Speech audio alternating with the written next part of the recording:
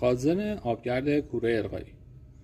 این خازن بدنش آلومینیوم و ضد خورندگی و ضد سوراخ شدن است. دارای ترموسویچ نورمال کروز مثبت 40 درجه و فست فیتینگ های ورودی آب برای خنک کردن این مجموعه قرار داده. محتوای این بانک خازنی وکیوم شده و دارای روغن مخصوص برای خنک کردن است که به وسیله ورود آبی که در این خازن جریان پیدا میکنه مبدل حرارتی داخل این تعبیه شده که روغن رو داخل این مجموعه خنک میکنه و باعث خنک شدن سلول های این خازن میشه. این خازن دو تا مجموعه بانک خازنی 7500 میکروفارادی داره. در مجموع این خازن ظرفیتش 1.5 میکروفاراد هستش که هر کدوم از این بانک خازنی ها به صورت ایزوله هستش از این دو مجموعه.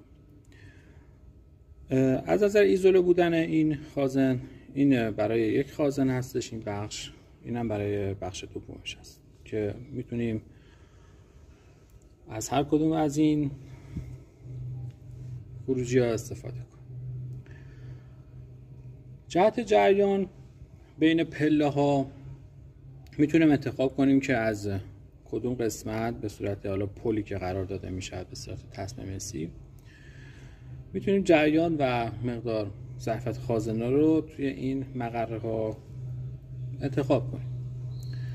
ضریب توان این خازن 4 کیلوواره، ولتاژش 3 کیلوولت، فرکانسش 20 کیلوهرتز، مقدار ظرفیتش هم که گفتم کاملش 1.5 میکروفاراده که میتونیم هم به صورت سری هم به صورت موازی ظرفیتش رو تغییر بدیم با توجه به مقدار هر بانک خازنی که داخلش قرار داده شده. به صورت ایزوله 7500 میکروفاراد هستش.